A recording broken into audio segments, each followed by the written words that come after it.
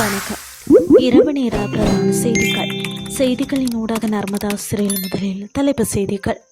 கோர விபத்தில் ஓய்வு பெற்ற ஆசிரியர் பள்ளி பாடசாலை விடுமுறை குறித்து கல்வி அமைச்சின் அறிவிப்பு. கோர்மோஸ் நீரிணை திறப்பு விவகாரம் தோகாவை வந்தடைந்த பிரித்தானிய பிரதமர். இனி விரிவான செய்திகள்.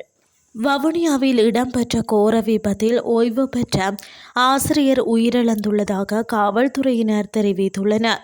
குறித்த விபத்து சம்பவம் வவுனியா பட்டாணிசூர் பகுதியில் நேற்றிரவு இடம்பெற்றுள்ளது. சம்பவத்தில் பாலகுகன் வயது 64 என்ற ஓய்வு பெற்ற ஆசிரியரை உயிரிழந்துள்ளார். வவுனியா நகரில் இருந்து மன்னார் வீதி வழியாக துவிச்சக்கர வண்டி ஒன்று பயணித்த நிலையில் பட்டாணிசூர் பகுதியில் அதன் ஓட்டுநர் பாதையின் மறுபக்கத்திற்கு திரும்புவதற்கு முற்பட்டுள்ளார்.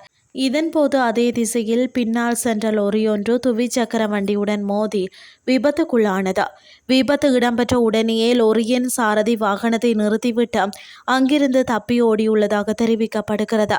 இந்த விபத்தில் துவிச்சக்கர வண்டியில் பயணித்தவர் பலத்த காயங்களுக்கு உள்ளானார்.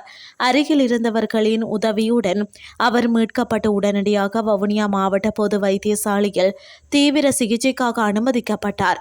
எனினும் சிகிச்சை பலனின்றி அவர் உயிரிழந்துள்ளார். சம்பவ இடத்திற்கு விரைந்த நெலுக்குளம் காவல்துறையினர் விபத்து இடம்பெற்ற விதம் குறித்து முற்கட்ட விசாரணைகளை முன்னெடுத்து வருகின்றனர். அத்துடன் தப்பியோடிய லோரியின் சாரதியை கைது செய்வதற்கான நடவடிக்கைகளும் முன்னெடுக்கப்பட்டுள்ளன.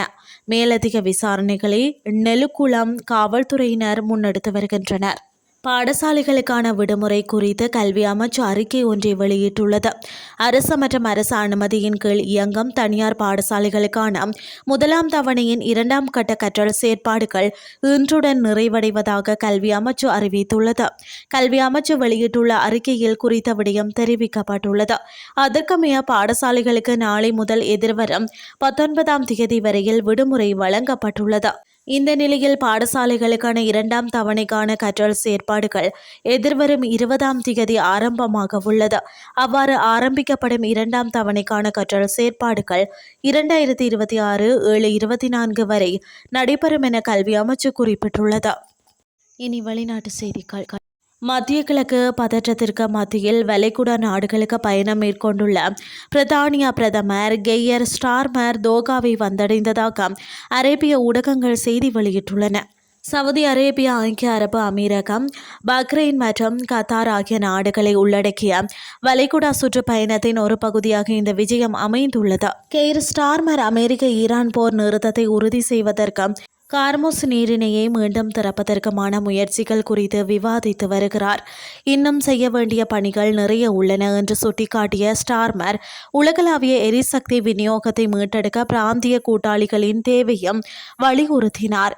ஈரான், அமெரிக்கா மற்றும் இஸ்ரேல் ஆகிய நாடுகளுக்கு இடையே நடைமுறையில் உள்ள தற்காலிக போர் நிறுத்தத்தின் பின்னணியில் கெய்ர் ஸ்டார்மரின் இந்த விஜயம் முக்கியத்துவம் பெற்றுள்ளமை குறிப்பிடத்தக்கது. இத்துடன் செய்திகள் யாவும் நிறைவடைகின்றது. அடுத்து காலை 8:30 எதிர்பாருங்கள். நன்றி.